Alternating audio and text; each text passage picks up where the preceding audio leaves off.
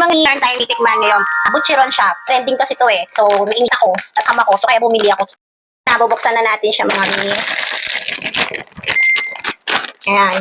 Yan siya sa loob. Tsaka, ito ang itsura niya. Yan. Yan ang itsura niya mga mi. Diba? Nakakatakam itsura pa lang. Tsaka yung amoy, hindi siya malansa. Bang tamang-tama yung amoy niya kasi. Kaya subukan na natin siya dito sa suka ko.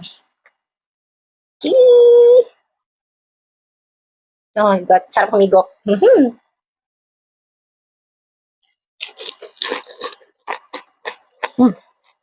Wow. Narinig niyo ba yun, eh? Kahit binabad ko na siya na medyo matagal sa suka, malutong pa rin siya, crunchy pa rin siya, mami. Yung tip lang yung sarap. Tama-tama lang yung alat niya.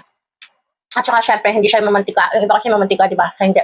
Ang sarap pati yung anghang, sakong-sakto lang. Ay, kakabili pa talaga ako ulit nito, promise. Oh!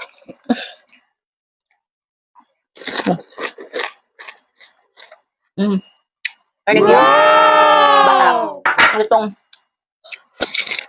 paparinig ko sa inyo mas malapit.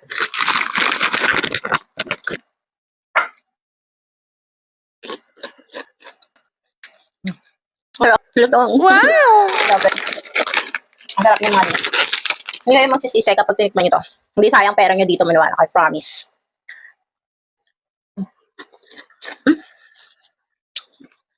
Ang sarap. Tikman natin siya na walang suka. Hindi natin siya susuka.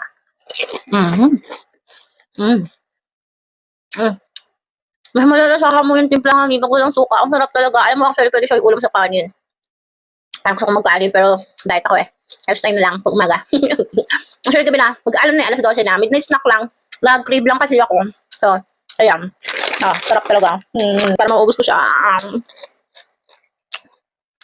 So, gusto nyo rin tikman tong butcher na to. Ilalagay ko sa yellow basket. Click nyo na yellow basket ko. Umorder na kayo. Check out nyo na. Naku, ang bilis maubos, promise.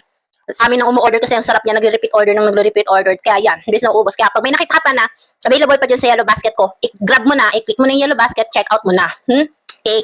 Enjoy ko muna itong pagkain ko. Sarap eh. Bye!